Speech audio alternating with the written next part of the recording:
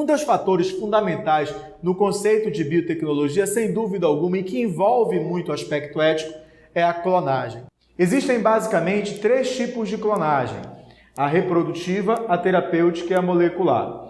Aqui na imagem a gente está representando a clonagem reprodutiva, cujo objetivo é justamente a reprodução de um indivíduo, a produção de um indivíduo geneticamente idêntico ao outro, por meio de uma técnica chamada de transferência nuclear, onde é transferido um núcleo de uma célula somática para um óvulo anucleado. E foi por meio dessa técnica que foi clonada, foi produzida a ovelha Dolly, lá em meados de 1996. Então, o que eles fizeram? O que o Wilmot fez? Pegou uma ovelha e retirou da glândula mamária dessa ovelha, uma célula somática, o seu núcleo. E esse núcleo da célula da glândula mamária foi transferida para um óvulo anucleado. Foi aplicado então descargas elétricas, esse óvulo, esse zigoto se multiplicou e esse embrião foi então implantado numa barriga de aluguel. E ela originou a ovelha Dolly. A ovelha Dolly foi um marco para o conhecimento científico. Ela era geneticamente idêntica àquela ovelha doadora da célula da glândula mamária. Embora existisse também DNA da célula doadora do óvulo, que no caso foi o DNA mitocondrial. A ovelha Dolly nasceu perfeita, só que ao longo do processo de desenvolvimento ela apresentou um envelhecimento genético. Isso, inclusive, foi a causa do sacrifício da ovelha, ela foi sacrificada, porque não havia um sincronismo entre a idade molecular e a idade cronológica, já que a matriz da ovelha Dolly já era uma ovelha de 6 anos de idade. Então, esse é um dos problemas relacionados ao processo de clonagem reprodutiva, que muitos dos clones criados em laboratório por essa tecnologia apresentavam esse envelhecimento precoce em relação ao envelhecimento genômico da célula ou da matriz para o processo de clonagem. Então, a clonagem reprodutiva, por esse aspecto ético, ela é completamente condenável, vamos assim dizer, e uma clonagem humana é impensável. Porém, existe um outro procedimento que é a clonagem terapêutica.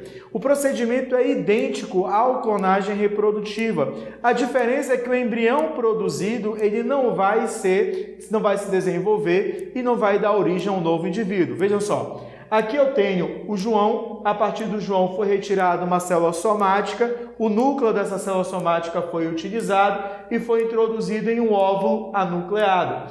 Foi aplicado descargas elétricas e quando chega durante o desenvolvimento embrionário na fase de mórula para a blástula, mais precisamente blástula, são retiradas as células tronco dele. E a partir dessas células tronco são estimuladas a se diferenciarem, formando tecidos específicos.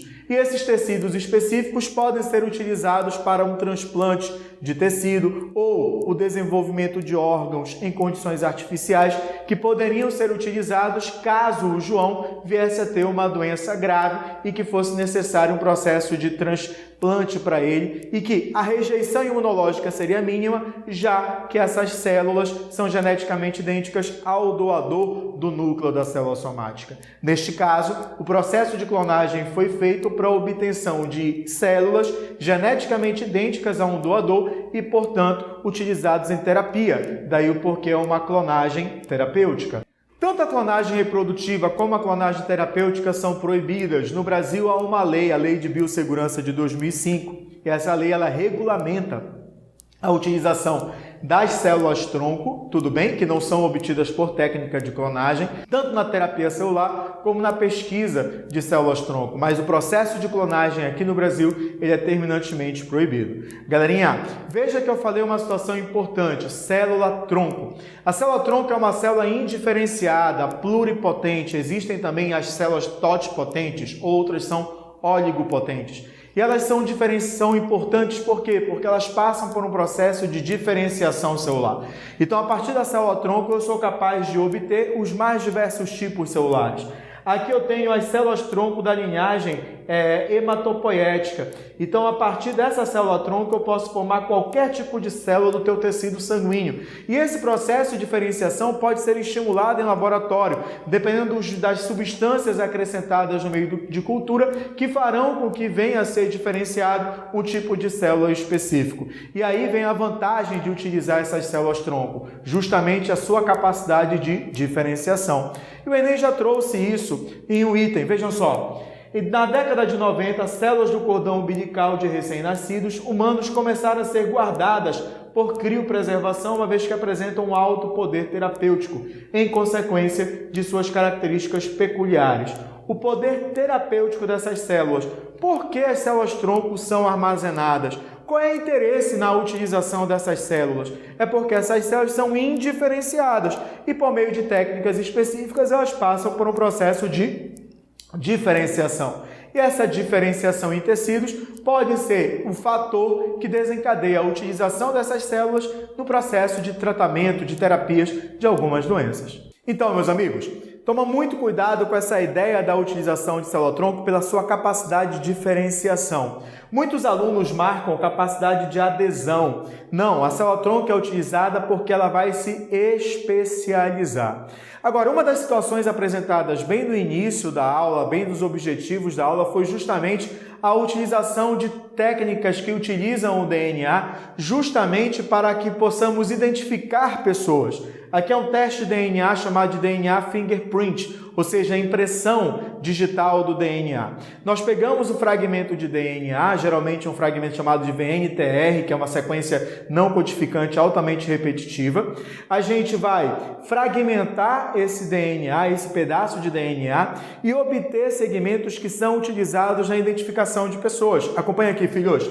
Nós temos aqui uma amostra sanguínea que eu tenho um perfil de DNA. É claro que para a obtenção desse DNA a partir do sangue não foram utilizadas as hemácias, pois elas não têm núcleo, são células anucleadas. Então, a partir desse segmento de DNA, nós conseguimos identificar um padrão de bandas, porque esse DNA vai migrando, e aí a gente fez a comparação com outros indivíduos para se obter o perfil de DNA desses indivíduos. E analisando aí, pessoal, o que nós temos? A amostra de sangue com os indivíduos que foram observados para comparação e identificação desse indivíduo, qual seria a amostra de sangue correspondente, a que foi encontrada numa cena de crime, por exemplo? É claro que nós temos essa amostra aí. Percebam que há uma correlação nítida entre os segmentos de DNA encontrado na cena do crime e encontrado, por exemplo, no criminoso. Então, eu consigo identificar a pessoa a partir disso. Essas técnicas são fundamentais também na determinação de paternidade.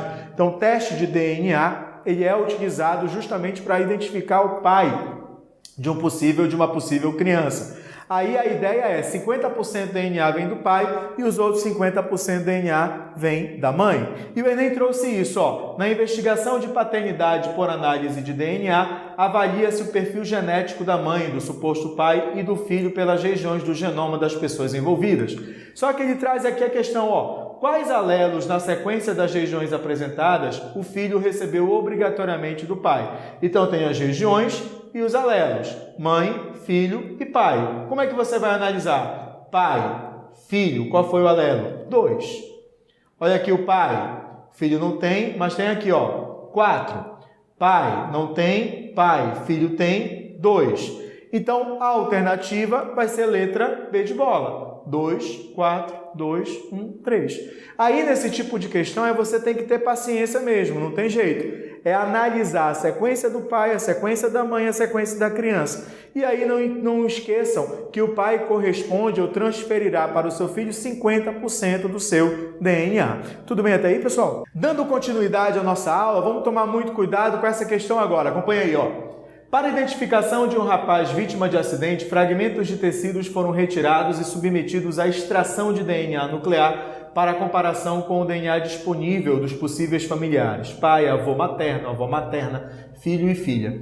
Como o teste de DNA nuclear não foi conclusivo, os peritos optaram por utilizar também o DNA mitocondrial.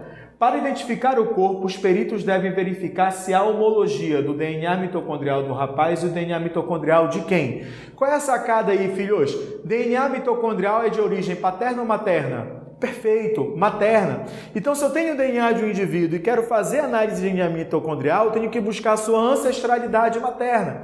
E dentre aí as alternativas apresentadas, qual deles apresenta ancestralidade materna? A avó materna. Para que o teste de DNA seja utilizado, é fundamental que haja homologia entre o DNA mitocondrial da avó materna com o DNA do indivíduo. Acompanhou a aula, pessoal? Anotou tudinho? Então fique ligado nas próximas aulas do Bionline com o professor Marcos André.